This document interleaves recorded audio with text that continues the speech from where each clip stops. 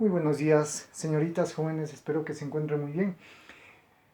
Bien, la semana anterior nos habíamos quedado en el tema del ciclo menstrual y habíamos analizado las fases, cuando la mujer podría concebir, cuando tiene su regla o cuando está en desarrollo folicular. En esta semana vamos a ver lo que tiene que ver con el tema fundamental a la fecundación, lo que tiene que ver a la fecundación. ¿Qué es la fecundación? La fecundación no es más que la fusión de las células sexuales, tanto masculinas como femeninas, es decir, de los gametos sexuales, que son óvulo en el caso de las mujeres y espermatozoide en el caso de los varones. Cada uno va a otorgar 23 cromosomas, cada célula 23 de 23, porque son células haploides, ¿sí? Las células sexuales, y voy a constituir en la formación de una tercera célula, que viene a ser la célula hija, es decir, la célula cigoto. ¿Sí? 23 cromosomas del hombre, 23 cromosomas de la mujer, me va a dar como resultado una célula con 46 cromosomas. En estos 46 cromosomas ¿sí? Está albergada toda la información genética tanto del hombre y tanto de la mujer, es decir, tanto de papá y tanto de mamá. Entonces, al mezclarse la información genética, voy a tener un tercer individuo, es decir, el hijo o la hija, así, lo que la naturaleza permita. Bien, pero ¿cómo se da la fecundación? Primeramente, para que haya fecundación, obviamente tiene que haber el acto sexual. Cuando el hombre y la mujer tienen el acto sexual y el hombre eyacula, millones de espermatozoides, millones, viajan, ¿sí? Surcan todo el interior de la vagina, del conducto vaginal. Ellos obviamente no les interesa quedarse ahí, porque van a ser prácticamente exterminados por los ácidos, ¿sí? Uterinos de la vagina. Lo que ellos buscan, en pocas palabras, es migrar a las trompas de falopio. De millones de espermatozoides que entran, solo unos cientos o 100 a veces, un poco más, un poco menos, logran entrar cerca de las paredes de las membranas del óvulo. Pero solo uno es el que finalmente logra traspasar esta membrana. El momento que este espermatozoide logra traspasar la membrana, prácticamente se ha producido el inicio de la fecundación. El momento que traspasa este óvulo, este espermatozoide del óvulo, totalmente el óvulo se sella, cierra su membrana para que no vuelvan a introducirse otros espermatozoides. A la entrada de espermatozoides, estos lo que primero buscan es ir a las trompas de falopio para evitar, como les dije anteriormente, evitar los ácidos vaginales y evitar su muerte. Entonces, como ya sabemos, por el ovario desciende el óvulo ya maduro y si es fecundado, ¿sí? Por el espermatozoide, pues básicamente ya voy a tener el origen o voy a tener el inicio de lo que va a ser una futura vida. Como pueden ver en la imagen, ¿sí? El ovario es el encargado de producir la célula sexual femenina, se enlaza en la trompa de falopio y cuando ya es fecundado, entre 48 y 72 horas después, el mismo tiempo que pueden sobrevivir los espermatozoides, ¿sí? Este óvulo fecundado, es decir, este óvulo fusionado con el espermatozoide, viaja hacia el endometrio. Ahí aguarda, ¿sí? Entre 48 y 72 horas, empieza a guardar ahí para, ¿sí? En este proceso ir madurando justamente en el endometrio. Aquí es donde empiezan a formarse los primeros blastocitos. ¿Qué son los blastocitos? Son las células que van a dar origen al inicio del desarrollo embrionario. ¿Sí? Van a dar el inicio al desarrollo embrionario. Esto normalmente va a tardar en un promedio entre 14 a 16 días, después de que no llegó la última regla de la mujer. Ahora bien, pero ¿qué pasa si tengo un óvulo se divide en dos? En pocas palabras tengo los gemelos. Los gemelos, ¿por qué se presenta? Cuando un óvulo, prácticamente el momento que ya fue fecundado, se divide en dos. y el espermatozoide prácticamente divide, se parte en dos, ¿sí? En el interior del óvulo. Es decir, voy a tener un óvulo dividido en dos con carga genética masculina que se va a distribuir a los dos óvulos. Y ahí tengo como resultado, ¿sí? Lo que ustedes pueden ver, los gemelos. Una característica adicional, los gemelos siempre, obviamente, siempre van a ser del mismo sexo, sea masculino o sea femenino, ¿sí?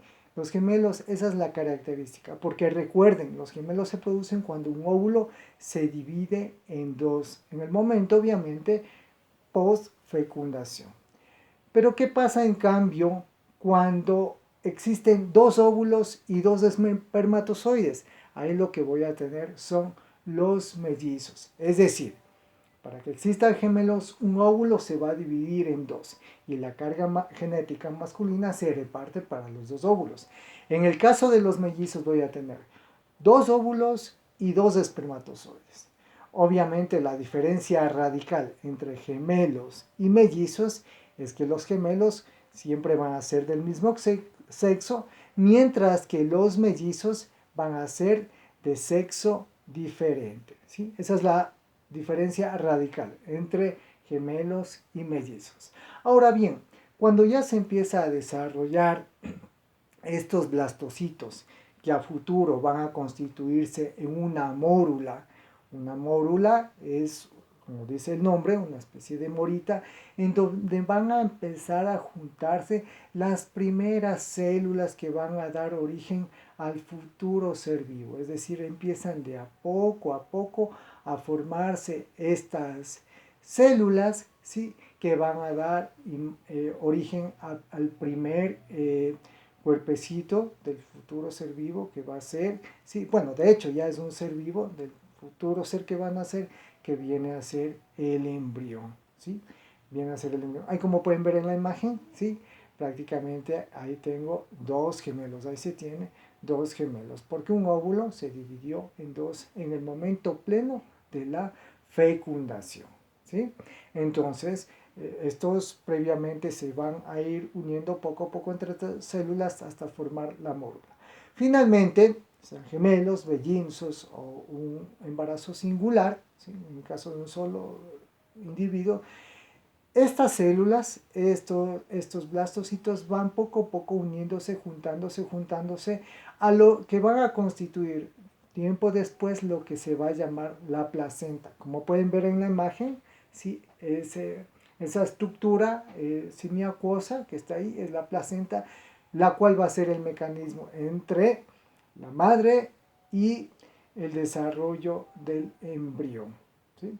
Una diferencia fundamental, ustedes ya saben que el embrión se lo considera hasta las 8 semanas y de las 8 semanas en adelante ya es feto. ¿Cuál es la diferencia fundamental? Que mientras ese embrión depende directamente 100% de la placenta para su desarrollo, ¿ya?